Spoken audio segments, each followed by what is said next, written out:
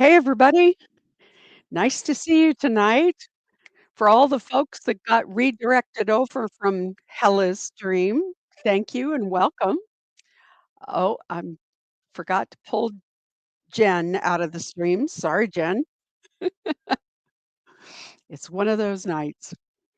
Um, I think we're not going to go super long tonight because I've already done a couple of hours with Hella, but welcome everybody. Don't forget to like and subscribe. Remember that all the things we talk about here are not legal advice. And so I do want to remind you of a couple things. One, I want to remind you that we have resurrected the newsletter. And, I'm having a little technical difficulty here where I'm getting a bad echo. And I'm just going to look at a couple things and see if I can I if I hopefully can fix it, but I may just be living with it. We have resurrected the newsletter.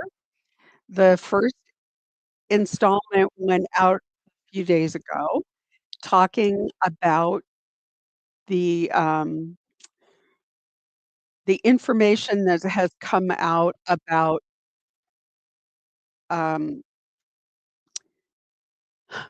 this echo is very distracting, about John Mathias's credentials and some cases that he provided evaluations in. And the next newsletter is going to talk about stalking law. That one should come out in the next couple of days. So there are a couple of cases that I wanted to talk about tonight. I wanted to bring you up to date on a couple things. Last week we talked about Barry Morphew and the fact that he had yet to enter a plea, mostly because his attorneys were saying that they had so much discovery that they couldn't sort through it and give him an idea of what they thought he should do. So, the judge was a little frustrated with that and finally on the 12th of, uh sorry, trying to listen to chats about how to get rid of this echo. Um, the judge said on the 12th of January, you're going to have to enter a plea of some kind. And he did enter a not guilty plea, and the judge expects that they'll set a trial date in October and expects that the trial is going to take 6 weeks. So there also was a little bit of a development in the Corey Richens case. The Corey Richens case was set for some pretrial motions last week. It was set for 2 days, and most of it ended up being behind closed doors. It ended up being sealed and not public. So we did find out that one of the biggest, um, motions in limine had to do with the infamous walk the dog letter, which was a letter that Corey Richens wrote and intended to send to her mother, asking for her brother to make up a story that would be sort of an alibi for her, claiming that her husband had actually gotten the fentanyl from Mexico. And the judge did appeared because the only thing we can see are the judge's orders in the hearing notes. It appears that he is going to allow in those first few pages of that. I think the letter's like 6 or 8 pages long, but it does appear that he is going to let in the first 3 pages that have to do with her trying to get her brother to tell a different story. So we probably will know more le next week as to what the judge's rulings are gonna be on that. It's a little weird because the judge is making rulings on documents that are sealed. So the judge will say, "Well, this is one's allowed," or "That one's denied," and you can't tell what he's allowing or denying because half the documents are sealed. So, but she is still on for trial, to begin on February 23rd.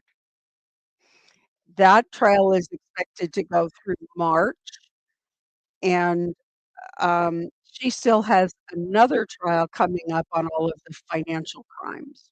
So this trial has to do with the murder and the attempted murder, but she still faces charges having to do with all the financial fraud. Then we have Dale Warner. Yesterday, both sides reported to the court that they are ready for trial, and that trial is coming up on the 27th of January. A former detective was arrested. He is the supervising uh, officer in the he was the supervising officer detective in charge of the investigation into the death of Dee Warner. He, the the detective, Kevin Greca, is accused of fleeing Michigan in order to avoid testifying. Now, he claims that he was just across the border in Ohio for dinner. The prosecution claims that he had been in Ohio for some time and that it was purposeful because he didn't wanna testify in the trial. The prosecution asked the court to issue what's called a material witness warrant, meaning that this is a person that they have subpoenaed to testify. The person has either refused to or disappeared, and so the judge puts out a material witness, warrant, and the person's picked up on it. He was arrested, and he's out on $50,000 bond, and the state was asking that the one of the terms continue to be that he can't leave the state of Michigan. Apparently, where this is a place where communities span both borders, and people routinely go back and forth between the borders, similar to Portland, Oregon, where people go back and forth between that and Vancouver, Washington all the time. People often work in one state and live in another. So he is going to continue to be held under that material witness warrant until the trial. Somebody in our chat last time asked me about Jennifer Crumbley. So, and we looked at length at Jennifer Crumbley's appeal, and somebody wanted an update. So she asked for release pending the appeal. The court denied that. The court then consolidated her appeal with her husband, James, and neither one of those appeals have been decided yet. She asked to have her appeals heard separately from James's, and the judge also denied that. So we still don't have a ruling from the appeals court on their appeal from their sentence. They both were sentenced to 10 to 15 years. They are a husband and wife who were found to be criminally liable because their son, um, was a school shooter. And, I wanted to give you a quick update on Kelsey Fitz Simmons. She is the Massachusetts police officer who was charged with assault with a deadly weapon, after there's a dispute over what happened.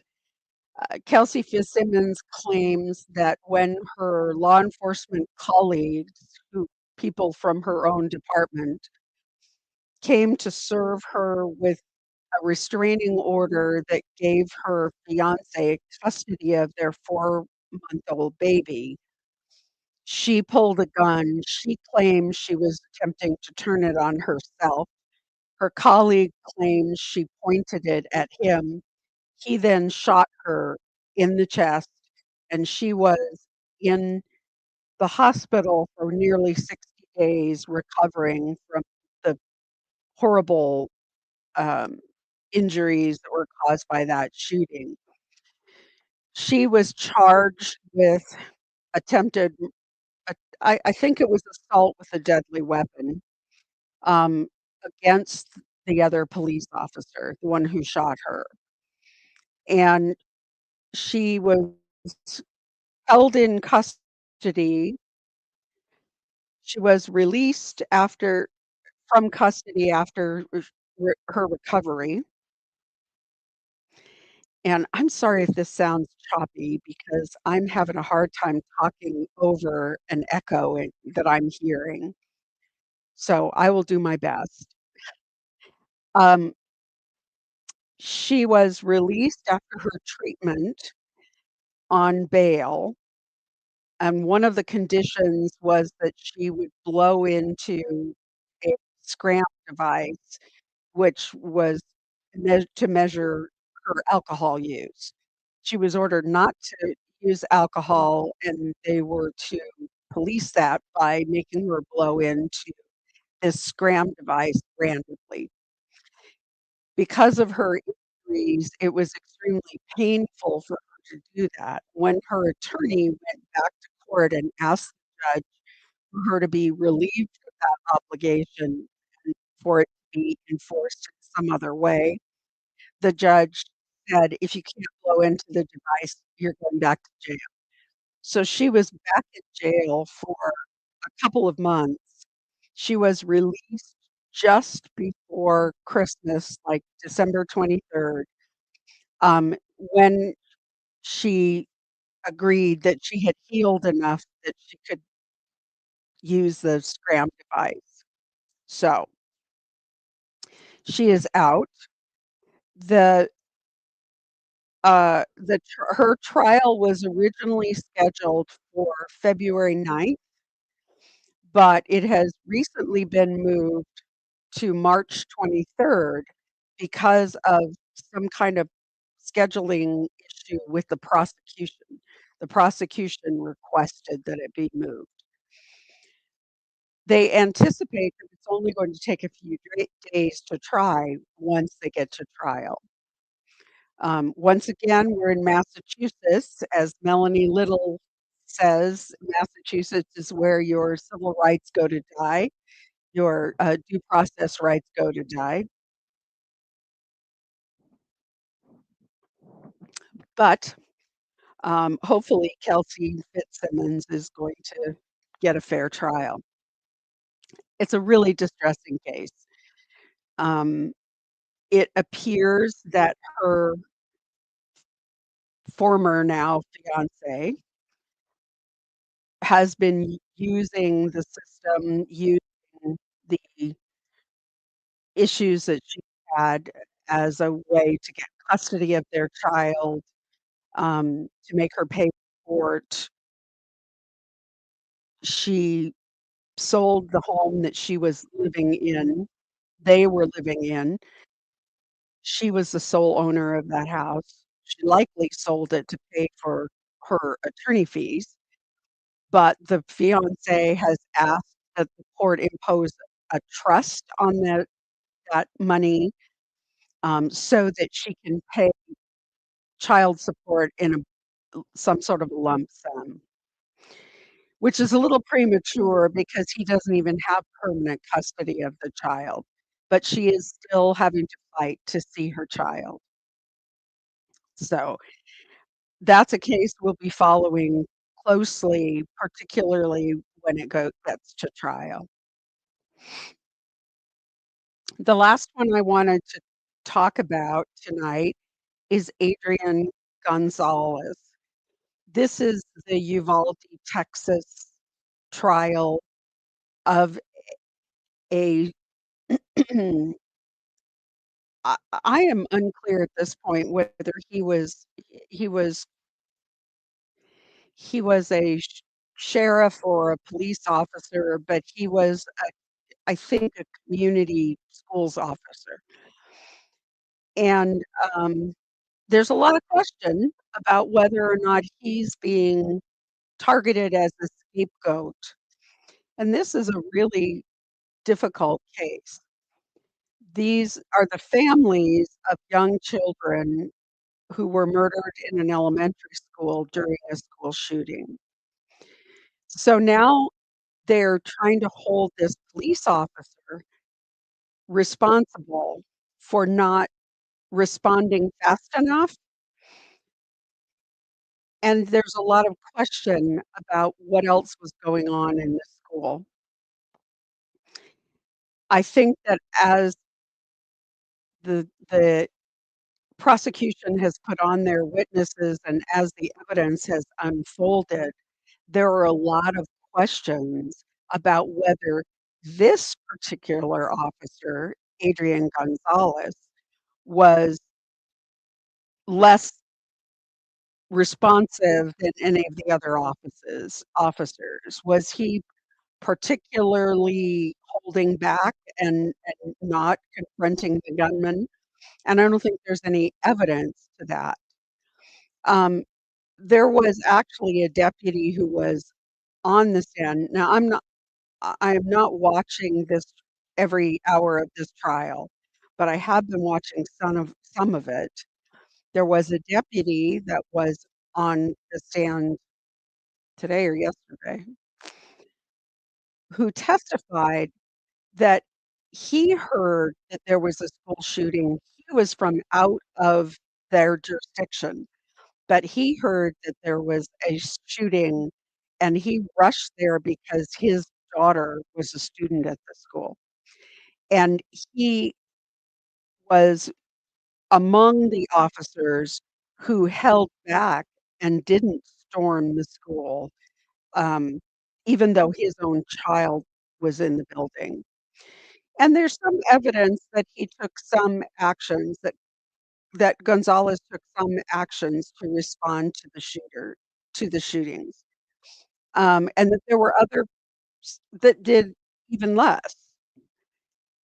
Um, one of the things that came out was that the doors in the school had automatic locks, and that the teachers routinely put magnets over the sensors to keep the doors from automatically locking.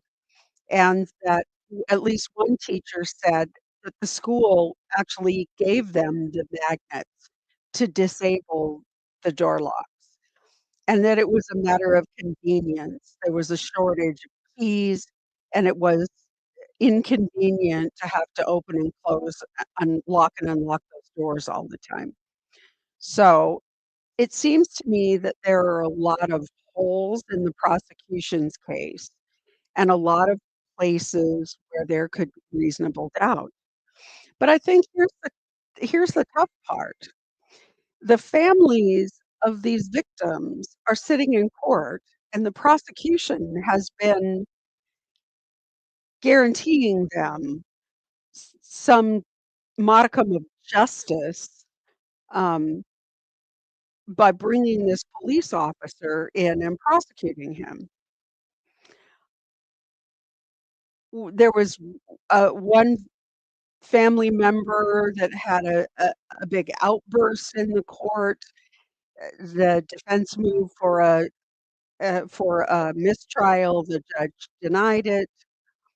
But I think it brings up the question, can this jury, who is facing the families of these victims and seeing the level of their pain, can they be strong enough to actually find this deputy non guilty in front of all of those families? I think it's a tough question.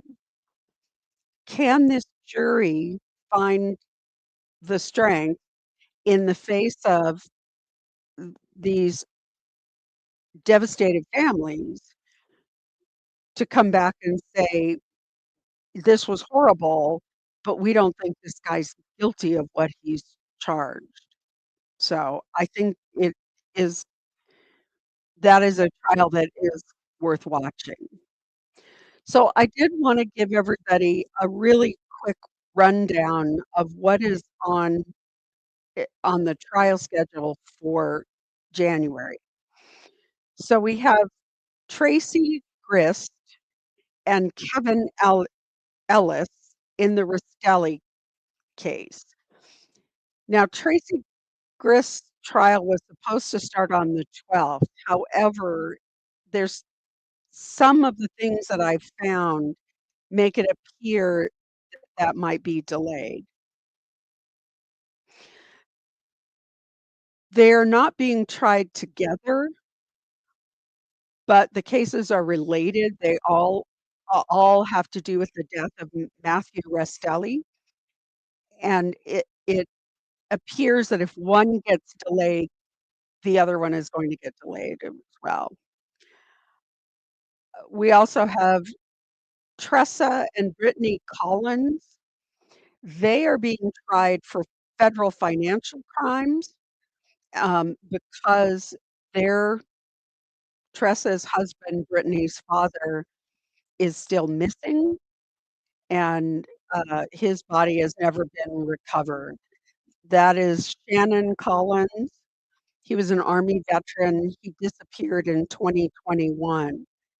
The family continued to collect his military veterans benefits, and so they've been accused of wire fraud, and those are federal charges.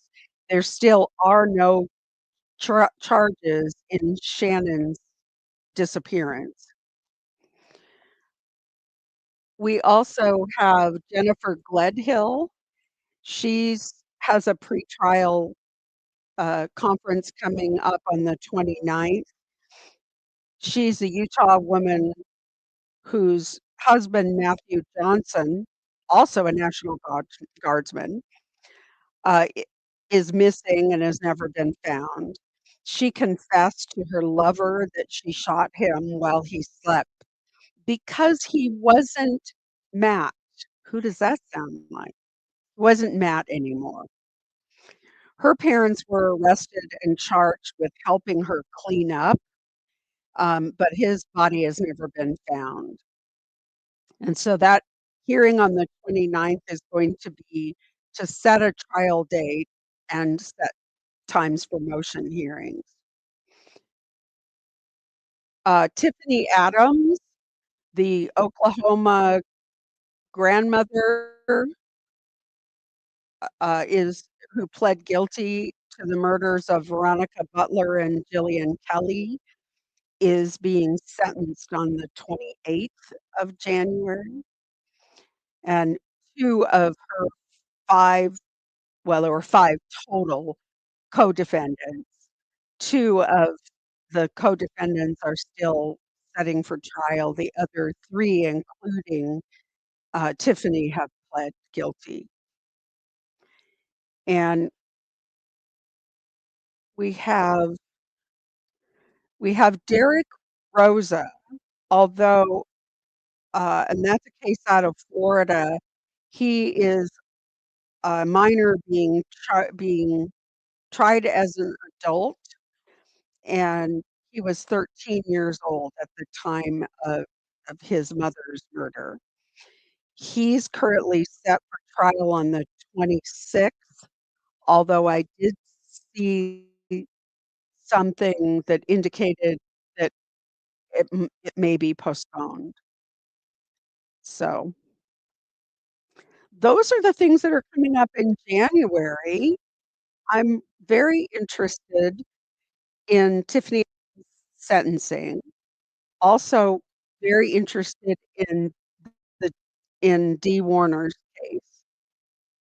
Um, there was a decision in now I'm they're all running together. Hang on a minute. This is what happens when I spend 2 hours on another stream.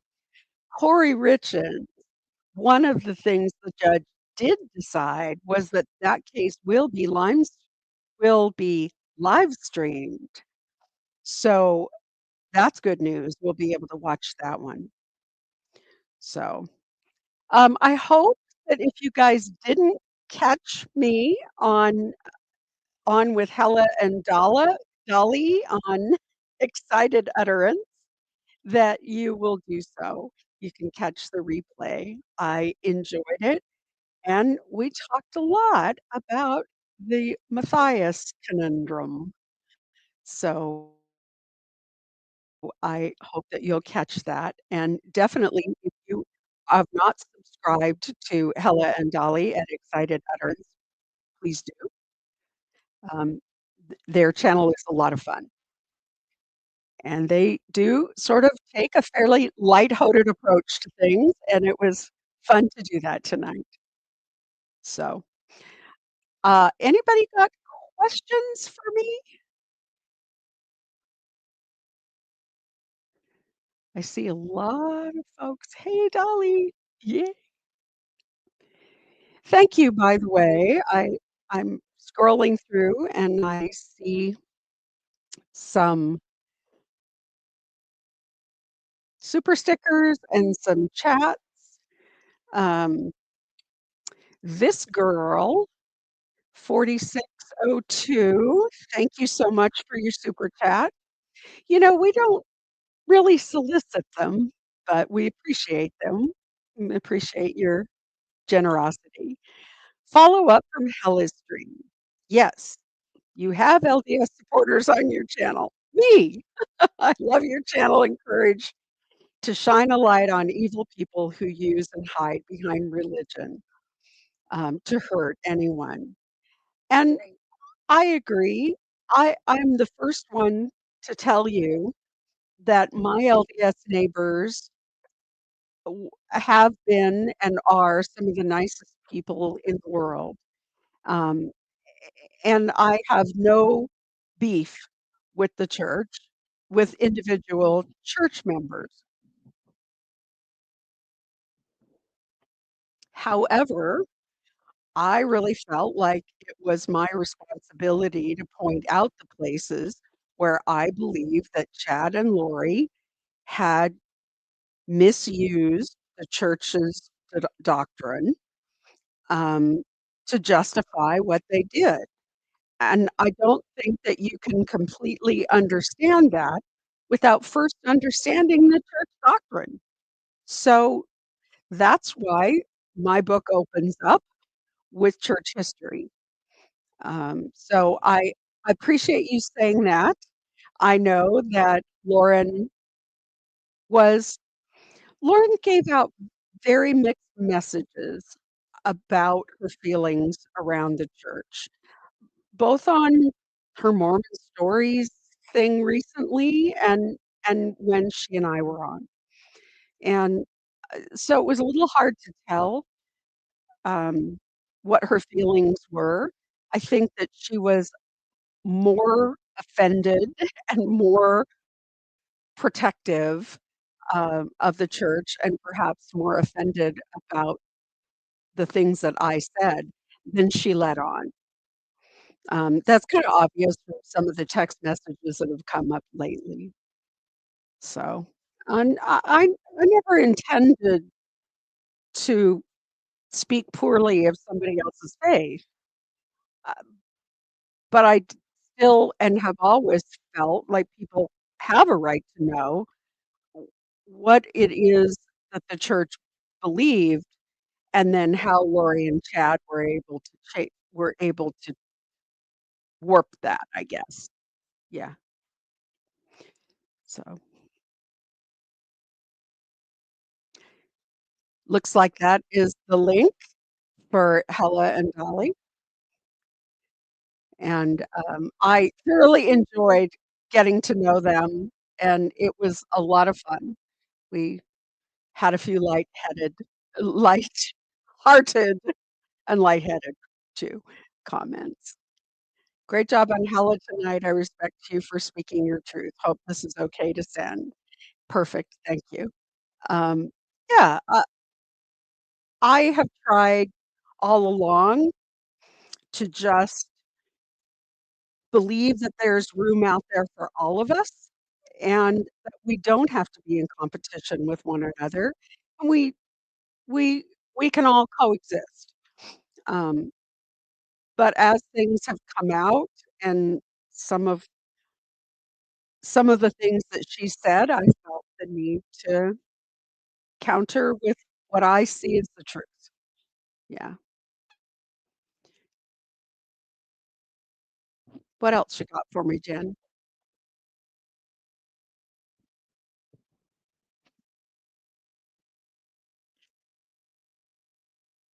It just seems like YouTube is a little bit glitchy. I did close my other stream. I know it would cause an echo, but I haven't been able to figure out how to do that, and I don't really wanna leave the live, so I think we'll just muddle through. Thank you so much. That's very generous of you. We're not big on soliciting, uh, chats, super chats, and those sorts of things. But we appreciate them when you're generous, so thank you. Hilson House of Crazy, thank you for that. Yeah, I wish I could figure out at this point how to get out of this and, y yeah. I've been through every button looking for it, and I will not say that I am the most tech savvy person. So, uh, thank you, Kim Hastings. How generous of you. I'm new to your channel, and I find you delightful and honest. Thanks. Yeah, who knew? An honest lawyer? Well, I'm retired, so, I do a little bit of pro bono work for people, who are post post-prison, post-conviction stuff. Yeah. So, but thank you very much. And, it's nice to see our audiences overlapping, our the audience for with Hella and Dolly, and I hope that there'll be more overlaps. Oh, thanks for asking. I went to my 6-week post-op appointment today and got got released from the doctor, still doing PT. For those of you who don't know, I had my knee replaced about 6 weeks ago, and so I'm doing really well. I was kinda nervous at front that at first, that I wasn't really gonna get the mobility, but things have improved in the last couple weeks, and I'm making really good progress in PT, so thanks for asking. Yeah, I hope I'm gonna be out kayaking in the high lakes and hiking this summer. Yeah.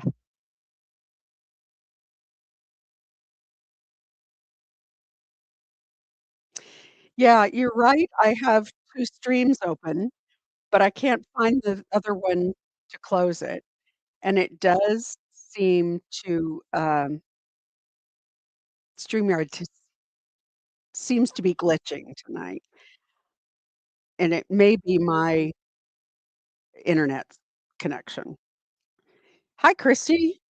Do you have a take on the surgeon who's charged with killing his ex-wife and husband? Ooh, I'm not know enough yet about the case, but I think it's very interesting that this is somebody that she divorced, what, 7 years ago? And suddenly comes back up in her life and murders she and her new husband both. Um, Family violence cases are the most volatile, the most dangerous cases, and the most likely that are, going to end in violence. Certainly, we know that statistically, when women are murdered, it is most likely, something like 80%, uh, are intimate partners, former intimate partners. Yeah. So it's a very high percentage of women who are murdered by former partners or some other permutation like a jealous girlfriend or, their partner's ex, those sorts of situations. So, but I definitely find that case interesting, and I'll be watching it. Yeah.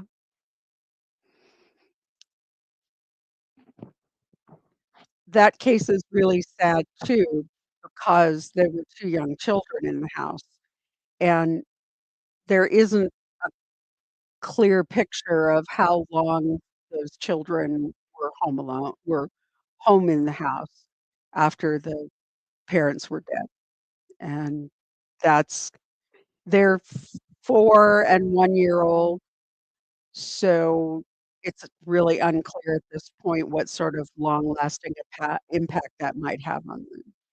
Yeah.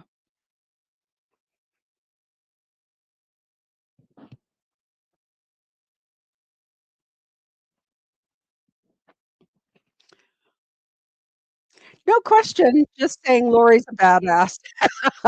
Thank you, M. Spacebird. Um, thank you. I just wanna say thanks to everybody who's so faithfully stuck with us, and, I w I'm gonna answer that question. The book is called Children of Darkness and Light. It is about the Chad Daybell and Lori Vallow story, and it is available anywhere you get books. You can get it at Amazon, Barnes& and Noble, anywhere at any booksellers. And if you decide that you wanna purchase a book, if you drop me your address in an email, I will send you a signed book plate.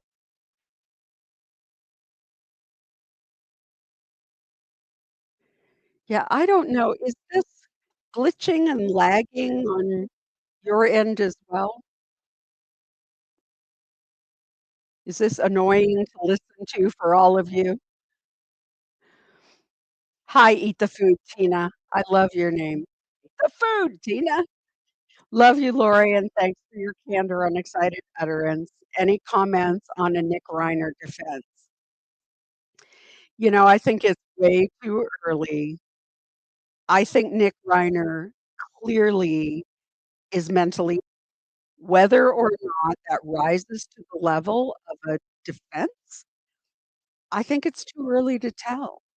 I am certainly not going to diagnose Nick Reiner, although there are other people who might. Uh, I think it's too early to tell. I think it was telling that, um, his former attorney, Jackson, Allen AJ, it's always what we called him in the Karen Reed trial. Um, I think that it's telling that he said Nick Reiner is not guilty. That tells me that he believes that Nick Reiner was not um, able to form the mindset to be held culpable. So we'll wait to see, but I'm sure there will be an insanity defense for him. And I don't know what it says that he is now being represented by a public defender. I don't know what that says about the family dynamic. But clearly there's money in the family. And Alan Jackson was hired. He believed he had a conflict that was something that couldn't be overcome. And as I said before, when you represent a client who has mental illness, it's very difficult. And there are times when you're just not on the same page as your client. And that it is incumbent on the lawyer to recognize that and to be able to say, "I'm not the right lawyer for you. We're just not on the same page on where this defense should go, and you deserve to have a lawyer who's fully on board with what you wanna see." So, that is often the case in mental health cases. So I could see a scenario where Alan Jackson just simply could not talk to Nick Reiner and be on the same level with him where they could reach an agreement on how to approach the case. So that that happens.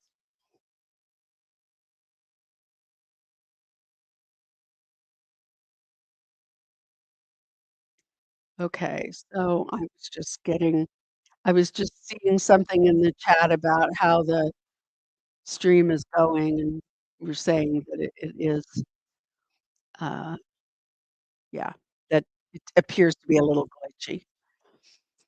I subscribed to the newsletter immediately following last week's stream, but did not receive it. I checked my spam folder and hasn't gotten there. I'd love to receive it. So, Tony, if you would drop me an email, I will make sure that it gets out to you.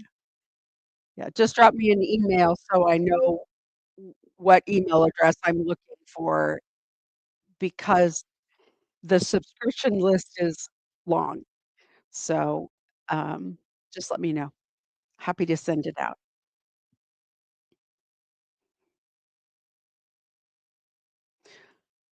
Lawyers actually make HTC and Dr. John look like not actual experts at anything. I don't know that that's true. And I will say in my newsletter where I talked about John's the reports that John had done, um, I believe in telling the truth and being transparent. And I think that people were getting the wrong idea about what happened in those cases. For instance, one of the judges said, I'm sorry, the prosecution said John had not appeared in, eh, hadn't testified in trial since like 2011. So he hadn't testified in trial in 10 years.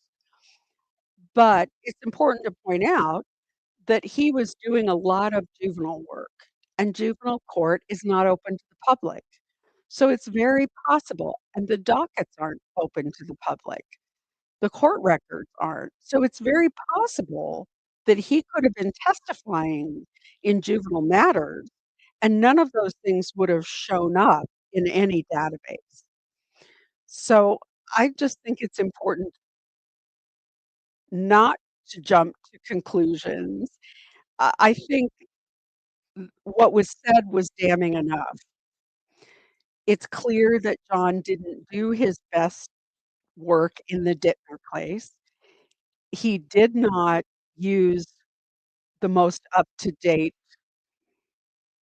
uh, I don't know what we're calling them, tests and inventories.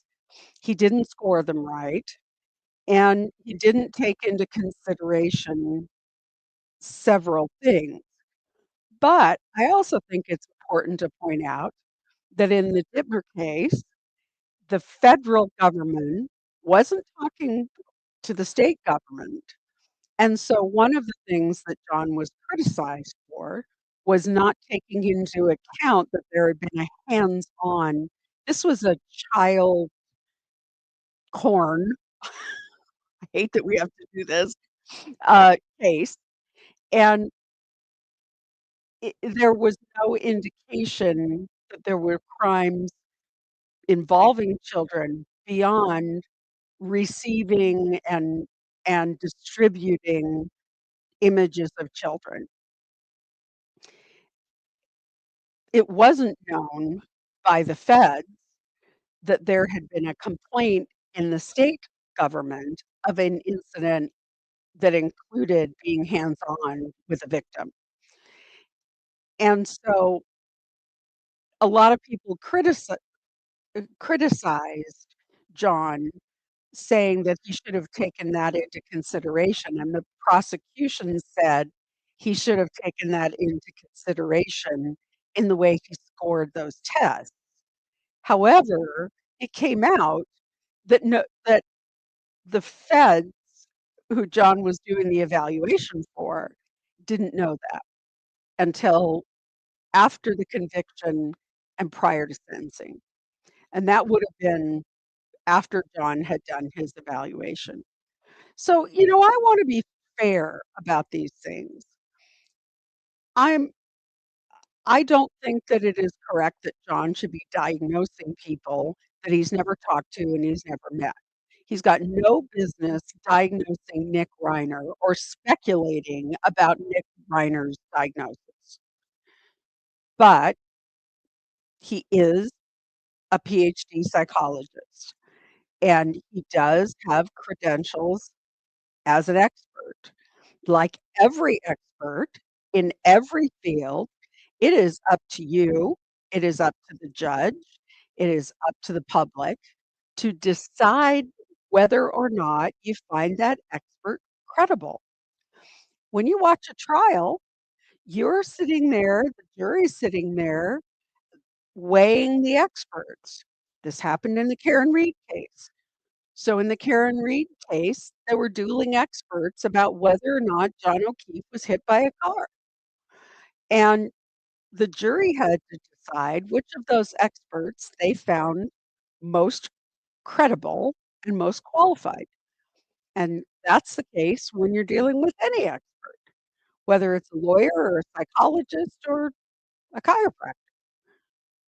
So, and we all know that experts have varying degrees of competency. Not every lawyer out there has 30 years of experience. Some of them are right out of law school. And you have to take those things into consideration when you are assessing whether an expert is professionally credible. So, good points, though. I'm about to lose my voice. Okay, in the Valley of the Kings, every PhD is a doctor of philosophy. That's just the way academia works. So, the area of specialty for his PhD was in psychology, and he is a licensed PhD in psychology. Now, where this gets a little bit confusing is he has an undergraduate degree from Princeton in philosophy. So his bachelor's degree was in philosophy, but he has a master's in some form of counseling, family counseling, and then he has a PhD.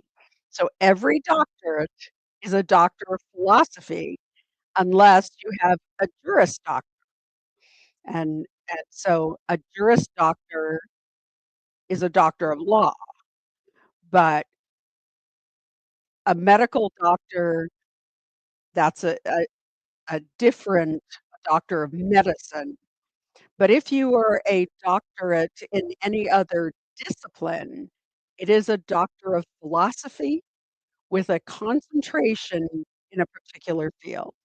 So if there, I believe there also are doctorates of education. I think there are specifically doctorates in education, but most doctorates are, if you get a doctorate degree in history, um, that's a doctor of philosophy.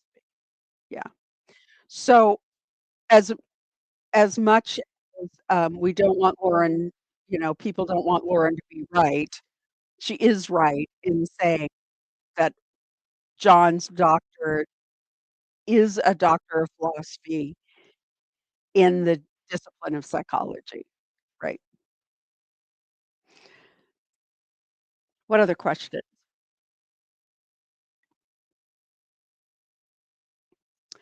Hi, Vanessa Joy. What do you think about what John said about Richard Allen? I find what John said about Richard Allen really egregious. It's there's no question in my mind that Richard Allen was subjected to conditions that caused him to have a psychological break. And he had a psychotic break, and during that psychotic break, he confessed to crimes that I don't believe he committed. I don't know for sure that he didn't. I mean, I cannot absolutely say 100%. I don't believe that he committed those crimes. I can say that I don't believe the state proved their case, and I don't see evidence that would lead me to be convinced that Richard Allen murdered Abby and Libby.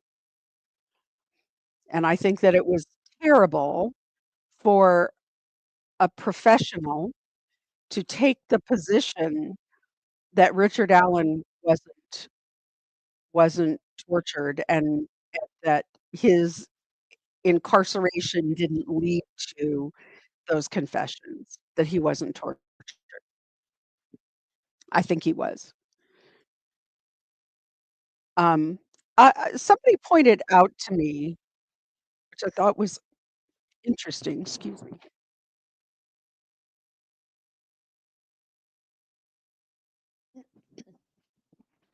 Sorry. Somebody pointed out to me that the day that of Richard Allen's trial, that the recordings from jail were played, the confession recordings. Lauren wasn't there. That was one of the days that she went home to spend time with her family. And because people weren't allowed in the courtroom, it was because it wasn't live streamed, only the people who were in the courtroom heard those recordings. And a person who was in the courtroom said, "You had to hear the tone and the pace and the way that he was talking on those recordings. If you heard that, you would certainly be convinced that he was in the midst of a psychotic break." But Lauren wasn't in the courtroom that day, and so wouldn't have heard those recordings. Um, yeah, and I definitely think that if you've heard the tone of those recordings, you couldn't help but believe that he was tortured. And that discovery has come out now, and those recordings are available. And I will say, I've listened to them, and I would find it hard to think that he was, uh, mentally how do I wanna put that? I mean, he was having a psychotic break. His speech was pressured, sometimes it was slurred, it was just not having a normal conversation on the phone with his family. Yeah. Yeah, don't forget, we have a Facebook group, and, we do have an archive for our past newsletters. I reached Somebody said they tried to get on the website and look at the archive and had trouble. I reached out to my IT guy, but I haven't heard back from him yet, so I'll double check that, but it is on our website. Oh, almost forgot about this. Those who know me and have been around a while know that I'm a quilter and that I love all the granny crafts. And so while the trials were going on, we started making squares for a quilt for Kay and Larry Woodcock. We are still looking for squares to finish that quilt. The square is an origami crane because in Japanese culture, people fold origami cranes in memory of someone who's passed. Well, I am sorry that we are kind of glitchy and having technical issues tonight, but I appreciate you all bearing with me. And we have some fun things coming up. I am going to do a Patreon series, speaking of Granny Craft, uh, about toxic grandmothers, and true crime while we do Granny Crafts. So look for that in the next couple weeks, the first episodes to drop. Any other questions before we wrap up for the night? Last call for questions. As always, I want to thank Jen, my moderator, who always does a fabulous job for me. And I really appreciate all of you, all the new folks who dropped in from Hella and Dolly's stream. If you have not, please subscribe and hit the like button so that we get out to the algorithm. Turn on notifications. We don't often go do surprise lives, but occasionally if news breaks, we do. So thank you for all joining me tonight. I appreciate it in spite of the fact that we're a little shorter than we usually are, but we will see you next week on Wednesday, and I hope you have a great week. Thank you.